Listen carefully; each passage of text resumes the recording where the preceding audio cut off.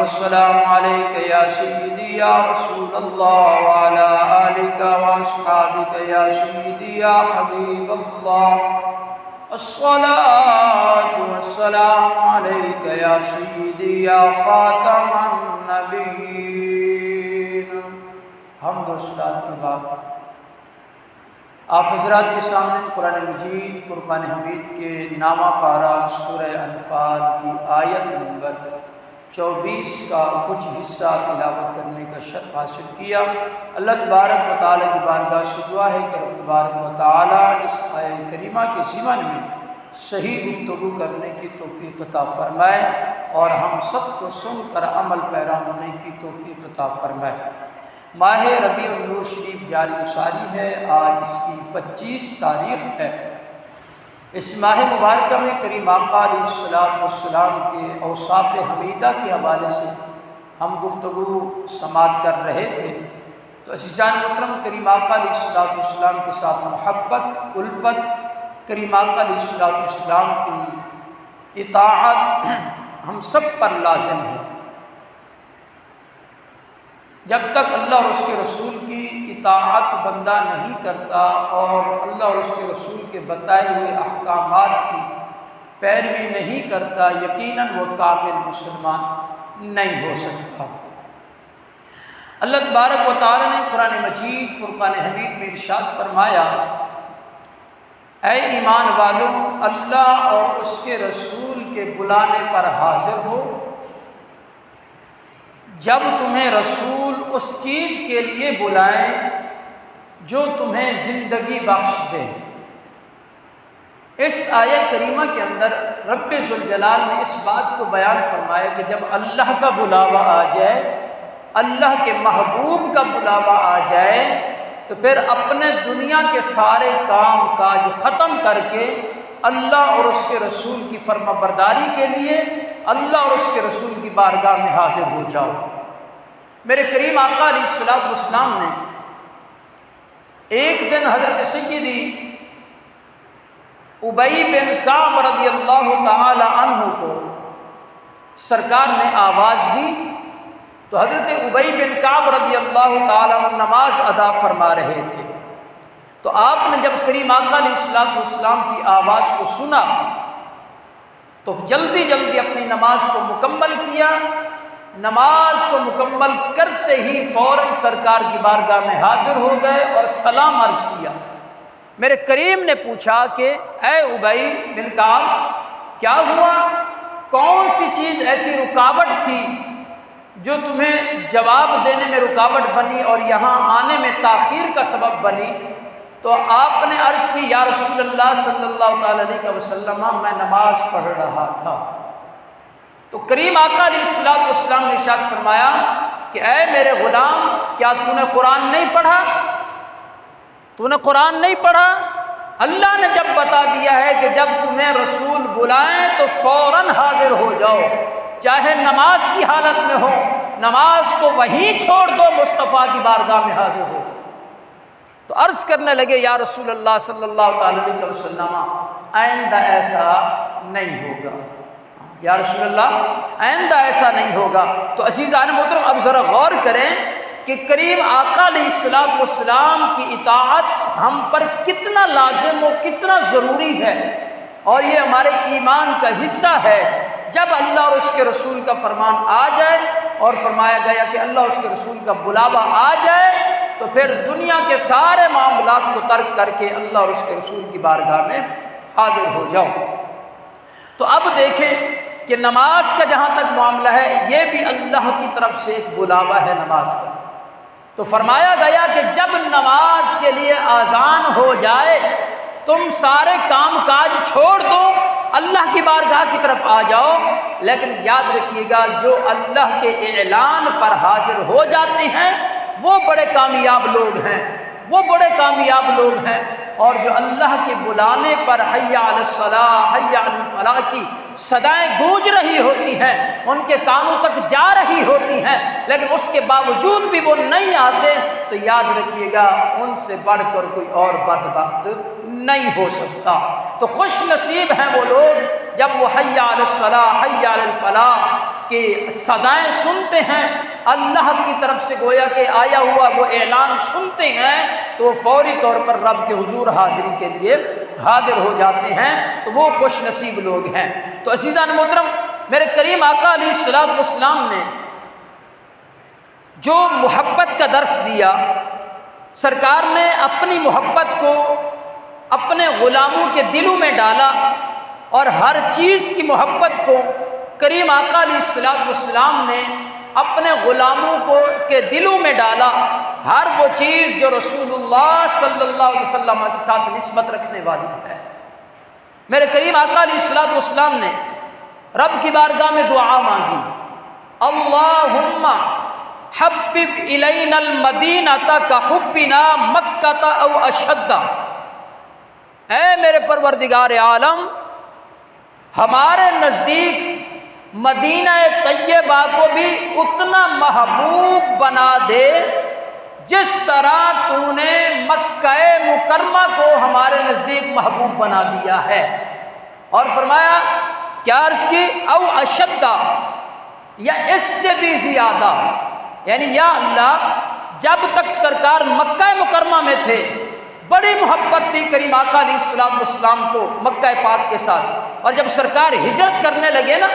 تو سرکار مڑ مڑ کر بیت اللہ کو دیکھتے تھے، اور سرکار عرض کرتے تھے اور فرماتے تھے، بیت اللہ کو دیکھتے وہ فرماتے تھے،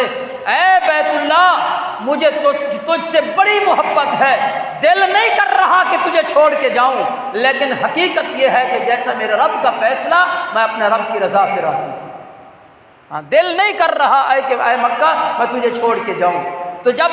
یہ کیفیت، یہ محبت، پھر میرے کریم آقا علیہ الصلوۃ والسلام کی نگاہیں وہ منظر دیکھ رہی تھی کہ میں نے مدینہ پاک جانا ہے اور میرا گنبد خضرا گویا کہ مدینہ پاک میں ہی بننا ہے،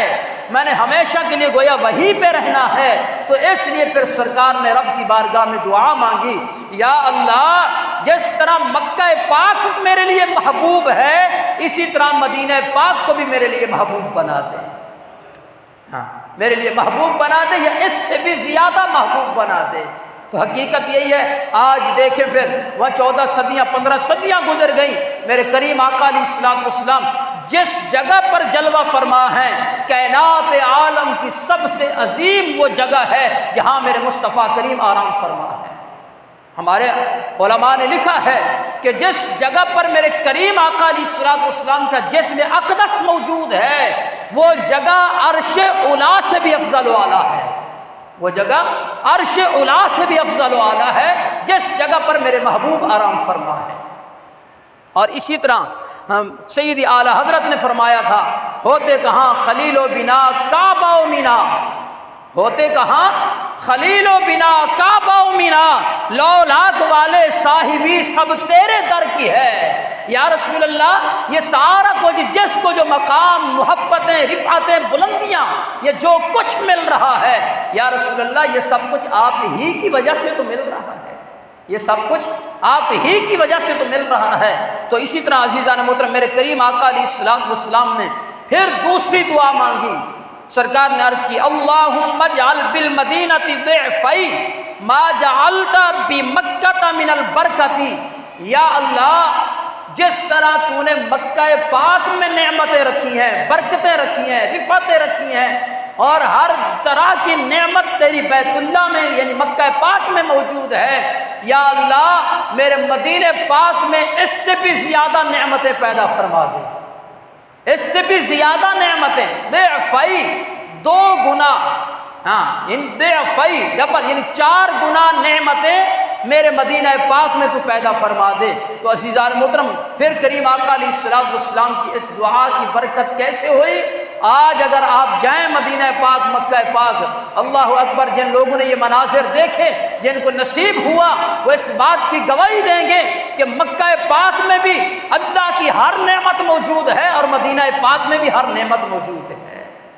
ہاں دنیا جہان کے مختلف موسموں میں آپ کو مختلف چیزیں ملیں گی، لیکن مکہ و مدینہ میں پورے 12 مہینے آپ کو ہر چیز مل جائے گی،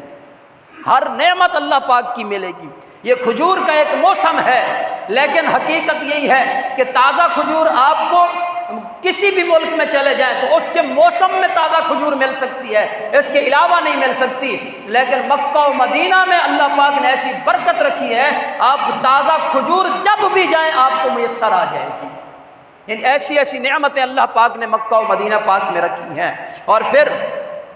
قاضی ایاز مالکی رحمۃ اللہ علیہ، سبحان اللہ، یہ وہ شخصیت ہیں کہ جنہوں نے میرے کریم آقا علیہ الصلوۃ والسلام کے حقوق کے اعتبار سے، کریم آقا علیہ السلام کی محبت کے اعتبار سے کتابیں تحریر فرما کر اس امت مصطفیٰ کے دلوں میں عشق مصطفیٰ کے جام انڈیل کر عشق مصطفیٰ کے چراغ روشن کیے ہیں۔ تو قاضی ایاز مالکی رحمۃ اللہ علیہ کیا فرماتے ہیں؟ آپ فرماتے ہیں کہ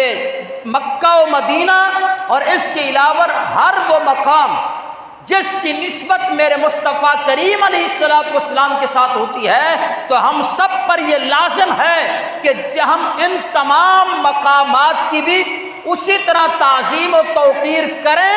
جس طرح ہم پر ضروری ہے کہ ہم مصطفیٰ کریم علیہ السلام کی تعظیم و توقیر کریں۔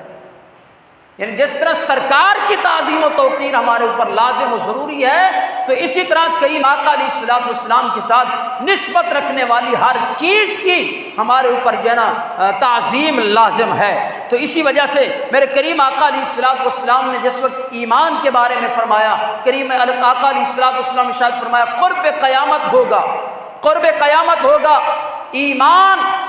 یہ مدینہ پاک کی طرف سمٹ جائے گا، اکٹھا ہو کر مدینہ پاک میں آ جائے گا، جس طرح سانپ جو ہے وہ اپنی بل کی طرف دوڑتا ہے۔ تو عزیزان محترم، اس فرمان مصطفیٰ صلی اللہ علیہ وسلم سے یہ بات ثابت ہوتی ہے کہ قرب قیامت ایمان فقط مدینے میں رہے گا، فقط مدینہ پاک میں ایمان ہوگا، حرم پاک میں ایمان ہوگا، اس کے علاوہ کہیں بھی ایمان نہیں ہوگا، پوری دنیا میں کفر ہی کفر کا راج ہوگا۔ تو یہاں جب ایمان لوٹے گا تو اس کے متعلق مفسرین علماء کرام فرماتے ہیں کہ حقیقت اس کی یہ ہے کہ جب بھی کسی چیز کو خطرہ لاحق ہو جائے تو وہ اپنی اصل کی طرف لوٹتی ہے۔ عزیزان محترم، حقیقت یہ ہے کہ جب سانپ کو خطرہ لاحق ہوتا ہے تو سانپ کی گویا اصل اس کی بل ہوتی ہے، وہ اپنی بل کی طرف لوٹتا ہے۔ تو اسی طرح ایمان کو جب خطرہ لاحق ہو جائے گا، جب ایسی کیفیت ہو جائے گی تو ایمان بھی اپنی اصل کی طرف لوٹے گا، اور وہ اصل کیا ہے؟ وہ میرے مصطفیٰ کریم علیہ السلام کا دربار ہے، وہ مدینہ پاک ہے۔ تو پوری روح زمین پر جب ایمان کو خطرہ لاحق ہوگا تو ایمان بھی مدینہ پاک کی طرف لوٹے گا، ایمان بھی مدینہ پاک کی طرف لوٹے گا۔ تو سیدی اعلی حضرت فرماتے ہیں اللہ کی سرتابہ قدم شان ہے یہ۔ ہاں، میرے کریم آقا علیہ السلام کی طرف اشارہ کرتے ہوئے سیدی اعلی حضرت فرماتے ہیں اللہ کی سرتابہ قدم شان ہے یہ، انسا نہیں انسان، وہ انسان ہے یہ۔ قرآن تو ایمان بتاتا ہے انہیں، قرآن تو ایمان بتاتا ہے انہیں، پر ایمان یہ کہتا ہے میری جان ہے یہ، ایمان یہ کہتا ہے میری جان ہے یہ۔ عزیزان محترم، میرے آقا و مولا صلی اللہ علیہ وسلم کی بارگاہ وہ بارگاہ ہے جو تمام کائنات عالم کی اصل ہے، اور جو اپنے ایمانوں کی حفاظت کرنا چاہتا ہے وہ مکین گنبد خضرا کے ساتھ اپنا تعلق مضبوط کر لے، انشاءاللہ اس کا ایمان مضبوط ہو جائے گا، اس کا ایمان مضبوط ہو جائے گا۔ اسی طرح اہل کوفہ میں سے ایک تابعی حضرت سیدنا حذیفہ بن یمان رضی اللہ تعالیٰ صحابی رسول کی بارگاہ میں حاضر ہوتے ہیں اور آ کر عرض کرتے ہیں کہ آپ نے کریم آقا علیہ السلام کا دیدار کیا ہے؟ تو آپ نے فرمایا جی ہاں بالکل میں نے سرکار کا دیدار کیا ہے۔ آپ نے فرمایا اچھا سرکار کے ساتھ گزرے ہوئے لمحات کیسے آپ کے ہیں؟ تو حضرت حذیفہ بن یمان رضی اللہ تعالیٰ نے فرمایا کہ حقیقت یہی ہے کہ خدا کی قسم ہے ہم نے اللہ کے پیارے حبیب علیہ السلام کے ساتھ محبت کرنے میں ہم نے حد کر دی ہے، یہاں تک کہ ابرو مصطفیٰ صلی اللہ علیہ وسلم کا اشارہ ہو جاتا تو ہم اپنی جانیں لٹانے کے لیے تیار ہو جاتے ہیں، ایسی محبت، یعنی سرکار کے ابرو مبارکہ کا اشارہ ہو جاتا۔ تو حضرت حذیفہ بن یمان کہتے ہیں ہم اپنی گردنیں پیش کرنے کے لیے حاضر ہو جاتے، اور وہ تابعی رسول، وہ تابعی جو ہیں، وہ حسرت بھرا سانس لے کر عرض کرتے ہیں، کہتے ہیں خدا کی قسم ہے اگر پیارے مصطفیٰ کریم علیہ السلام کو ہم دیکھ لیتے تو ہم کریم آقا علیہ السلام کو زمین پر نہ چلنے دیتے، بلکہ ہم اپنے کندھوں پر سوار کرتے رہتے، اپنے کندھوں پر بٹھاتے۔ یہ ہے محبت والوں کے انداز، یہ ہے محبت کرنے والوں کا انداز، یہ ہے پیار کرنے والوں کا انداز۔ یار ان انداز پھر ایسا کیوں نہ ہو؟ اس لیے کہ اس محبوب نے جو اتنا پیار کیا ہے اپنی امت سے، تو حقیقت یہی ہے پھر خوش نصیب ہیں وہ لوگ کہ جن کے دلوں میں ایمان کی شمع روشن ہے، اور ایمان کی شمع کی روشنی کی وجہ سے وہ پیارے مصطفیٰ کریم علیہ السلام کے ساتھ محبت کرتے ہیں۔ اور جس وقت حضرت خباب رضی اللہ تعالیٰ سے سوال کیا گیا کہ اے حضرت خباب، آپ بتائیں کہ کریم آقا علیہ السلام، آپ بتائیں کہ کریم آقا علیہ السلام نماز عصر اور نماز ظہر اور عصر میں کریم آقا علیہ السلام قرآن کی تلاوت فرمایا کرتے تھے؟ نماز ظہر اور عصر میں قرآن کی تلاوت فرمایا کرتے تھے؟ تو اس پر حضرت خباب نے فرمایا جی ہاں، کریم آقا علیہ السلام نماز ظہر و عصر میں قرآن کی تلاوت فرماتے تھے۔ اب سوال کرنے والے نے پھر سوال کیا کہ اس میں تو سری اعتبار سے تلاوت کی جاتی ہے، یعنی آہستہ آواز میں تلاوت کی جاتی ہے، کہ پھر تمہیں کیسے پتہ چلتا تھا کہ کریم آقا علیہ السلام قرآن کی تلاوت فرما رہے ہیں؟ تمہیں کیسے پتہ چلتا تھا کہ کریم آقا علیہ السلام قرآن کی تلاوت فرما رہے ہیں؟ تو اس پر حضرت خباب رضی اللہ عنہ نے جو جواب دیا، آپ نے فرمایا کہ خدا کی قسم ہے ہم نماز میں ہوتے تھے گویا کہ ہماری نگاہیں چہرہ مصطفیٰ کی طرف ہوتی تھی۔ اللہ، ہماری نگاہیں چہرہ مصطفیٰ کی طرف ہوتی تھی، کریم آقا علیہ السلام کی ریش مبارک، داڑھی مبارک ہلتی تھی تو ہم سمجھ جاتے تھے کہ مصطفیٰ کریم علیہ السلام قرآن کی تلاوت فرما رہے ہیں، سرکار علیہ السلام قرآن کی تلاوت فرما رہے ہیں۔ تو جب یہ بات گویا کہ حضرت علامہ اقبال رحمۃ اللہ علیہ قلندر لاہوری کو گویا کہ ملی، تو حضرت قلندر لاہوری نے کیا ہی خوب کہا ادائے دید سراپا نیاز تھی تیری، ادائے دید سراپا نیاز تھی تیری، کسی کو دیکھتے رہنا نماز تھی تیری، کسی کو دیکھتے رہنا نماز تھی تیری۔ گویا کہ اے صحابہ تمہارے عشق پہ قربان ہو جاؤں، ہاں کریم آقا علیہ السلام تمہیں دیدار کراتے تھے، اور تمہاری نمازوں کا عالم یہ ہوتا تھا کہ گویا کہ تمہاری نماز ہی اس وقت کامل ہوتی تھی جب تک تم چہرہ مصطفیٰ کو دیکھتے رہتے تھے۔ ہاں، جب تک چہرہ مصطفیٰ کو تم دیکھتے رہتے، یہی حقیقت میں تمہاری نماز ہوتی تھی۔ اللہ اکبر کبیرہ۔ عزیزان محترم، میرے کریم آقا علیہ السلام نے جس وقت فاروق اعظم رضی اللہ تعالیٰ عنہ سے پوچھا، اور پھر صلح حدیبیہ کے مقام پر عروہ بن مسعود رضی اللہ تعالیٰ عنہ اس وقت ایمان نہیں لائے تھے ابھی، تو کفار کی طرف سے آپ آئے سرکار کی بارگاہ میں، تو آپ مسلمان نہیں ہوئے تھے اس وقت، بعد میں آپ ایمان لے آئے۔ تو اس وقت جب سرکار کی بارگاہ میں حاضر ہوئے تو آ کر عرض کرنے لگے اور کہنے لگے کہ اے محمد، میں آپ کے ارد گرد ان لوگوں کو دیکھ رہا ہوں، یعنی حالات کے پیش نظر انہوں نے کہا کہ میں آپ کے ارد گرد ان لوگوں کو دیکھ رہا ہوں جو آپ کو چھوڑ جائیں گے، جو آپ کو چھوڑ جائیں گے۔ لیکن حقیقت یہ جب حضرت عروہ بن مسعود نے یہ کلمات کہے، اس وقت ایمان نہیں لائے تھے، تو کیا کہا کہ آپ کے ارد گرد جو آپ کے غلام بیٹھے ہیں نا، یہ چھوڑ جائیں گے آپ کو۔ تو اس پر حضرت سیدی صدیق اکبر رضی اللہ تعالیٰ عنہ بول اٹھے۔ ہاں، تو آپ نے کیا کہا؟ آپ نے کہا امسس ببدر اللات، ہاں جلال میں آتے ہوئے کہا کہ امسس ببذر اللات، ہاں کہنے لگے امسس ببدر اللات انحن نفر عنہ وندعہ، کہنے لگے کہ اب ان کلمات کا ترجمہ کوئی بھی نہیں کرتا، آپ کسی بھی عالم کے پاس جائیں وہ آپ کو ایسے بتا دیں گے، لیکن جو ہے نا وہ اس طرح عام طور پر اس الفاظوں کا ترجمہ نہیں کیا جاتا۔ ہاں، حالانکہ سیدی فاروق صدیق اکبر رضی اللہ تعالیٰ اس امت کے سب سے بڑے صوفی ہیں، اس امت کے سب سے عظیم ہستی ہیں جن کو اللہ پاک نے مقام اولیت گویا کہ صحابہ کے اعتبار سے مقام اولیت دیا ہے، خلیفہ اول کے منصب پر آپ فائز ہیں، اور میرے کریم آقا علیہ الصلوۃ والسلام کے ایسے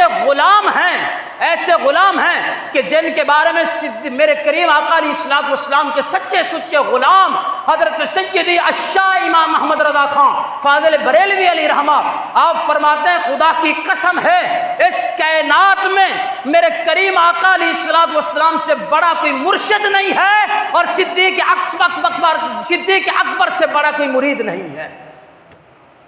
یعنی سرکار سے بڑا کوئی مرشد نہیں ہے اس کائنات میں، اور صدیق اکبر سے بڑا کوئی مرید نہیں ہے۔ تو وہ صدیق اکبر کہتے ہیں امسس ببدر اللات، اور کہا انحنو نفر عنہ وندعہ، کہ ارے جا تو جا کر اپنے بتوں کی طرف جا اور وہاں پر یہ معاملات کر، تو خدا کی قسم ہے ہم کبھی بھی دربار مصطفیٰ نہیں چھوڑ سکتے، ہم رسول اللہ صلی اللہ علیہ وسلم کو نہیں چھوڑ سکتے۔